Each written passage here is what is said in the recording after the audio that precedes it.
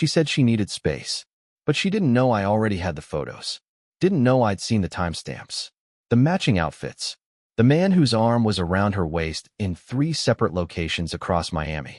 Didn't know I got a text from a stranger. Someone who saw her by the pool at a hotel she never mentioned, alone with a guy who wasn't me, and not a single sign of her mother. My name's Adam. I'm 34, and 3 weeks ago, I was planning to propose.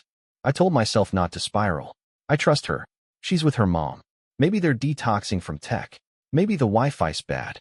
I asked him to send a pic. He did. It was Jenna, wearing the same outfit she'd posted in that blurry selfie. But this time, she wasn't with her mom. She was sitting poolside with a guy I didn't recognize. Shirtless, tanned, laughing, his hand on her knee. I stared at that photo for a long time. Then I asked if he'd seen her again. He said yeah, that a few of his friends at the bachelor party had also noticed her. One even joked about that couple by the bar who definitely weren't married. Tyler asked around. A couple of the guys had snapped pictures on their phones, just random shots during the trip. Nothing staged, nothing planned, just moments. Somehow, between the group, they pulled together 7 photos. Different angles, different moments. Her in a red dress at dinner. Her on a boat, smiling at something he whispered in her ear. Her leaning into him like it was the most natural thing in the world. And not a single trace of her mother in any of them. Jenna got back the next day, walked in like nothing had changed, gave me a tired hug, said she was jet-lagged, said her mom had started feeling off almost right away, so they ended up laying low and resting most of the trip. I nodded, didn't ask questions. I let her lie to me, because I wanted to see how far she'd go. The next morning, she told me she needed space, said she was feeling off, that maybe she needed time to figure things out, that the trip made her realize she'd lost part of herself. I just nodded. Then I walked into the other room, grabbed the envelope I'd already filled with the printed photos, and placed it on the kitchen counter between us. She looked at it, confused, reached for it slowly. "What's this?" she asked. I didn't answer. I didn't need to. She opened it, saw the first photo, the boat, the guy. She blinked, her breath caught.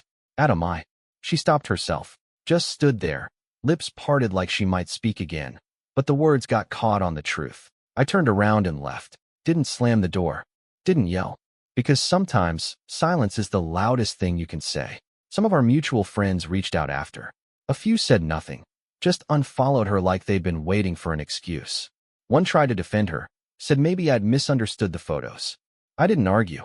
I just let the silence speak for itself. The same silence that used to hold our love, now holding only what was left. I didn't go far, just down the street, into my truck, hands on the wheel like they might keep me from falling apart. I sat there for maybe 10 minutes, maybe an hour. I don't know. Time goes strange when your whole life takes a sharp left into betrayal. The envelope, the photos, her face when she saw them. It kept looping in my head like a highlight reel of something I never wanted to remember. She didn't run after me, didn't call, didn't even try to explain. And that silence? It told me everything I needed to know. I drove to the only place that felt real, my brother Sam's. He's the kind of guy who never says, "I told you so," even when he could, especially when he could. He took one look at me, cracked open a beer, and set it on the table without a word. That first night, I didn't say much. Just sat on his back porch while the crickets chirped and the old porch light flickered like it was trying to warn me. The second night, I finally told him. Told him about the trip, the lie, the guy in the photos, the way Jenna had looked at me with eyes that used to be full of forever, but now just felt empty. He shook his head, not angry, just tired on my behalf. She wanted a break, he said quietly. Sounds like she already took one. That hit hard, because I think that's what broke me most. Not the cheating, not the guy in the photos, but the fact that she looked me in the eyes and said she needed space after already giving her heart a trial run with someone else. You don't get to test the exit door and then ask me to stay on standby. You don't get to lie, not just with words, but with silence. Because silence can be a weapon, too. 3 days passed. I didn't go home. Didn't answer her texts. The first one was just, "Can we talk?" The second, I didn't mean for it to happen like that. Like what exactly? Like a weekend getaway turned into a free trial for a new life? On day 4, she called. I let it ring. Then she left a voicemail, soft, breathy, like she'd rehearsed it 100 times. "Adam, I know you don't want to hear from me. And I get it. I do. But you should know, it wasn't just a fling. I knew him. A long time ago. Before you. Before all of this, we bumped into each other, and it stirred something. I felt confused. I thought I needed to understand what those feelings meant before I could really commit to you. I stopped the message right there. Before I could really commit. As if 5 years meant nothing. As if I hadn't already committed every inch of myself to a future she apparently didn't believe in. That night, I went back to our place. Not for her. For me. To look around and see what was worth salvaging. What was mine before it became ours. What I could walk away with other than the hole she left behind. She was there. Sitting on the couch. Still in the same hoodie she used to steal from my drawer when it got cold. She stood when I walked in. Eyes swollen. Hair messy. For a second, she looked like the Jenna I fell in love with. Then she opened her mouth. And the illusion shattered. I didn't sleep with him, she said. That's where she started. Like that made anything better. I didn't answer. Because this wasn't about technicalities. It was about betrayal. About the choice she made long before her clothes ever came off. She kept talking. Said it was emotional. Said she felt lost. Said seeing him reminded her of who she used to be. That part stung. Because I'd loved who she used to be, too. But I loved who she became with me more. The woman who used to dance in the kitchen at midnight. Who brought home terrible thrift shop finds and turned them into treasure. Who once cried during a car commercial because they made it look like home. That woman, she disappeared somewhere. Maybe in Miami. Maybe long before. She reached for my hand. I stepped back. You don't get to reach for me now, I said. Not after you spent 3 days holding someone else. Her face cracked. Just slightly. But I'd seen it before, that look. It was the same one she gave when she got caught sneaking a smoke on the balcony. Guilt. But not grief. Not the kind of grief you feel when you lose something real. I made a mistake, she whispered. No, I said. You made a choice. The mistake was thinking I wouldn't find out. She stood there, arms crossed like a shield, mouth tight like she wanted to scream or cry or both. I walked into the bedroom, grabbed my duffel, started packing. She didn't stop me, didn't beg, just watched, like she didn't recognize the man she used to love. Maybe she didn't. Maybe she never did. Before I left, I turned to her one last time. Next time you want space, I said, don't come back expecting the walls to still be standing. And then I walked out. Breakups don't happen all at once. Not really. They unravel, piece by piece, memory by memory. You don't wake up one day and stop loving someone. You just stop being able to forget the parts that hurt. I moved into a short-term rental. One of those furnished apartments that looks like no one's ever actually lived there. Generic art, overstuffed couch, towels folded like a hotel. It was quiet. Too quiet. But quiet felt safer than walking around a home filled with shadows of what used to be us. Jenna texted again. Just 3 words. Did you mean it? I didn't answer. Because the truth was, I didn't know. I meant it in the moment. Meant it when I zipped the bag and walked out the door. Meant it when I got in the truck and promised myself I wouldn't be the guy who forgave betrayal just because it was dressed in soft apologies. But alone, at night, the kind of night that folds in on itself, I thought about the version of her I loved. The late-night snack runs. Her obsession with antique bookstores. The way she'd hum a song under her breath and not even realize she was doing it. And I hated that I still missed her. I wasn't supposed to. Not after everything. But hearts don't delete like files. They remember. Even when you wish they wouldn't. 2 weeks passed. I started unpacking emotionally, mostly. 1 box at a time. Called my mom. Told her what happened. She didn't say I told you so, though she could have. She just sighed. Like she'd been waiting for this shoe to drop for years. Love doesn't always mean forever, she said. Sometimes it just means you learned what forever should have looked like. Yeah, that one landed. I thought about going back for the rest of my stuff, but I couldn't stomach the idea of walking into that apartment and seeing traces of her again. Her handwriting on the fridge calendar. Her perfume on the pillow. Her ghost in every damn room. Then Sam called. Said he'd been by the place. Said Jenna was gone. Gone. I asked. Yeah, he said. Moved out. Left a box with your name on it. He dropped it off at my door the next day. Plain cardboard. No note. Inside? A hoodie. My favorite one. The one she always borrowed when she was cold. A photo strip from the first fair we went to. The ring I never got the chance to give her. The one I kept in my sock drawer, waiting for the right weekend, the right sunset, the right heartbeat. And a letter. 1 page. Folded in thirds. Adam, if you're reading this, I'm already gone. Really gone. Not just out of the apartment, but out of the version of us that I kept holding on to, even after I broke it. I know there's no fixing what I did. I'm not writing this to ask for that. I'm writing this because you deserve honesty, even if it's too late. Miami wasn't a mistake. It was a test. When I failed before I even packed my bag. I told myself I was going with my mom. I told you that too. But I was really going to see what a different life looked like. And when I got there, it felt like stepping into a past I'd never resolved. He wasn't better than you. Not even close. But he reminded me of a version of myself that I missed. The version that didn't feel like I had to be perfect all the time. That's not on you. It's on me. You were steady, kind, patient, and I got addicted to the chaos I swore I'd outgrown. I'm sorry. Not just for cheating, but for being a coward, for needing space and taking it the wrong way, for not telling you the truth when it could have still meant something. You didn't deserve this. And I didn't deserve you. Please don't remember me as the worst thing I did. Jay. I read it twice. Then once more, just to be sure I wasn't making it up. I didn't cry. Didn't yell. Just sat there, letter in one hand, ring in the other, wondering how two people who once felt so inevitable could turn into strangers with shared furniture and separate wounds. Later that night, I drove. No map. No destination. Just asphalt, music, and the sound of tires carrying me away from what almost was. And somewhere around mile marker 84, I pulled over, got out, stood under a sky that didn't care what I'd lost. And I let it go. The ring, the photos, the plan, all of it. Because she was right about one thing. I didn't deserve what she did. But maybe, just maybe, I still deserved something good. Grief doesn't always howl. Sometimes it just lingers. Like a slow, low hum beneath your ribs that doesn't stop, doesn't demand attention, just waits. That's what it felt like in the weeks that followed. I'd wake up and forget, for a second, that she was gone. Then I'd reach for my phone, muscle memory, and realize I had no one to send those dumb, half-asleep good morning texts to anymore. She was gone. But the aftermath? That stayed. Friends started to call. People we knew as a couple, the kind who used "you too" like one word. And the conversations were always polite at first. Quiet check-ins. The same question, wrapped in a dozen different ways. So, what happened? I never gave the details. I didn't tell them about the Miami photos. About the envelope.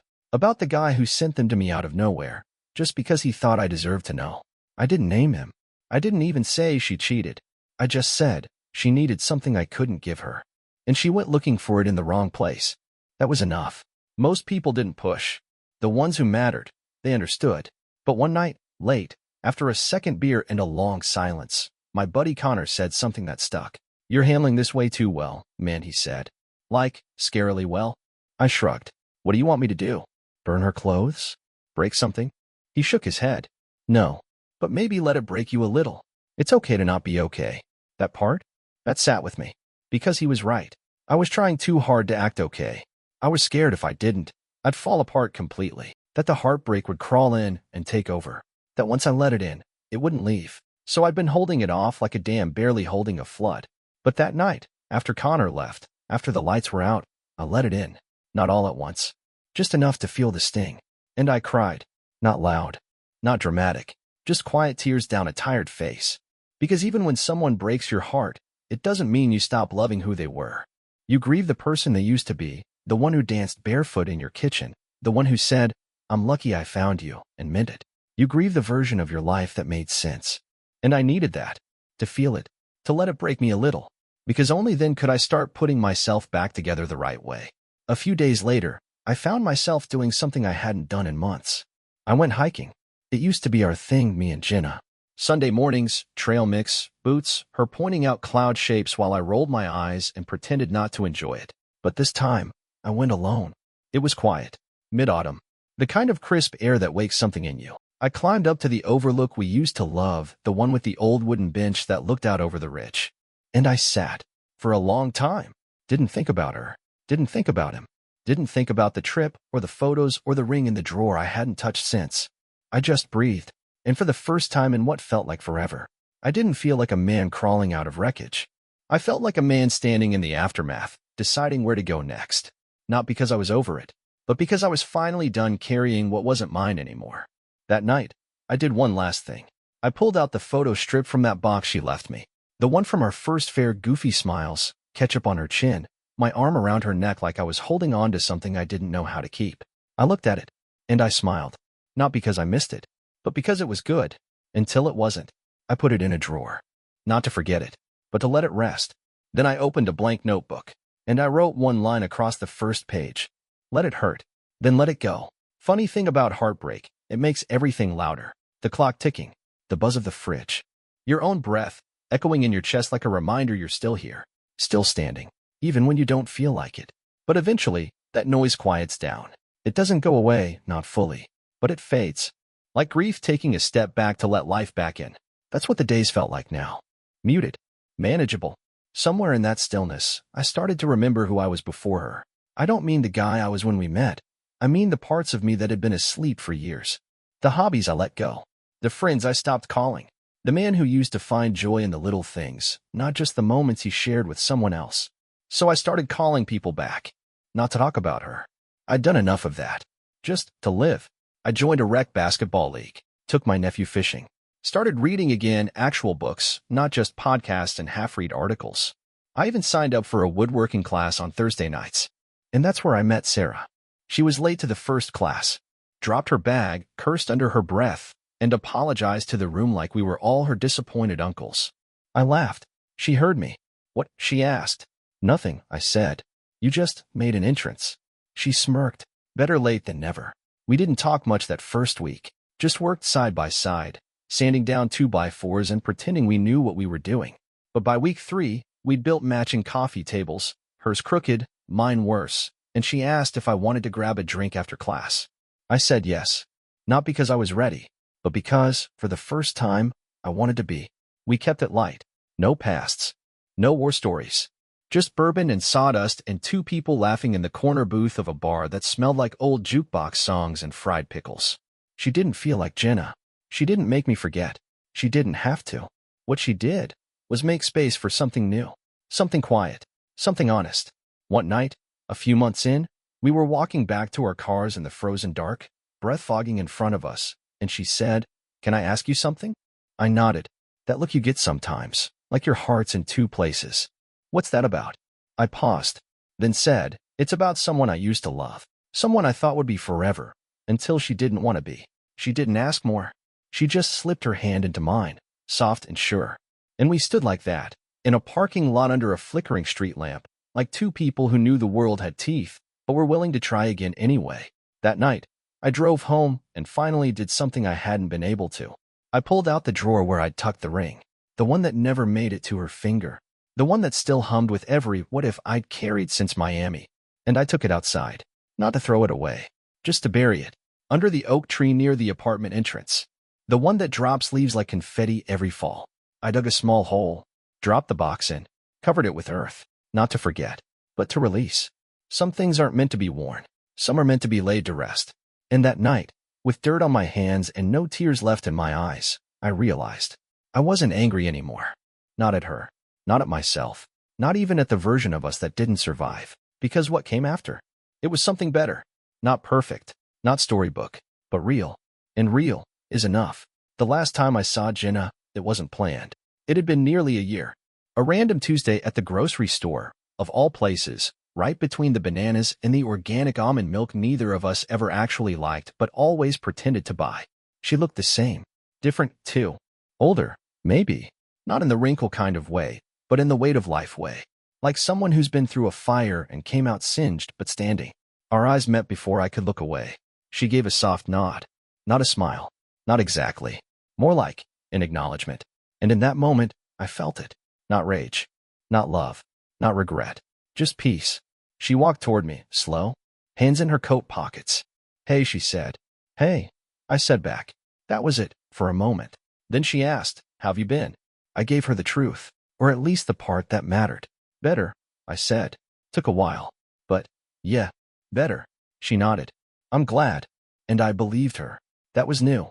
She didn't mention Miami. Didn't mention the photos. The guy. The space she asked for but had already filled with someone else. She didn't have to. We both knew the wreckage. No use mapping the ruins again. Then she looked at my card, at the second bottle of wine, the 2 frozen pizzas, the fact that I still bought the coffee she always teased me for. You seeing someone? She asked. I smiled, just a little. Yeah, I am. She looked down, nodded again. Good. You deserve that. So do you, I said. We stood there another few seconds. Then she said, you ever think about it? How close we got? I took a breath. I used to, I said, but not anymore. I don't live in that version of my life now. She blinked like she didn't expect that answer. But then she smiled. This time, it reached her eyes. We said goodbye. No hugs. No, maybe I'll see you around. Just two people who once planned forever, now buying groceries on opposite paths. That night, I told Sarah. Not everything, just that I saw her. She didn't get jealous. Didn't interrogate. She just listened. Then said, "You okay?" And I said, "Yeah, I really am." Because I was. For the first time in a long time, I wasn't looking over my shoulder. Wasn't scanning text for subtext. Wasn't measuring love by how much it hurt. I was just in it. With someone who showed up without needing to be asked. With someone who didn't confuse peace with boredom. With someone who loved quietly but completely. These days, I don't talk about Jenna much. Not because she didn't matter, but because she did. Because she was a chapter, not the story. She taught me something I didn't want to learn, that even good love can end in silence. That even the most beautiful houses can have cracked foundations. And that's okay. Not everything has to last forever to mean something. What matters is what you do after the fall. Who you become when the dust settles. Who you let in when your heart finally feels like home again. There's a photo on my nightstand now. It's not of me and Sarah. It's of a trail that overlooked from the hike I took alone, the day I started choosing myself again. Every morning, I see it and remember. That man? The one sitting on the bench, bruised and quiet? He survived. He healed. He rebuilt. Not with vengeance. Not with bitterness. But with grace. And grace, I've learned, is how you know you've truly let go. So here's to what broke. Here's to what stayed. And here's to what finally came, not in a rush, not in a whirlwind, but steady, soft, and real. The kind of love that doesn't make you beg for space. The kind that hands you the keys and says, "Welcome home."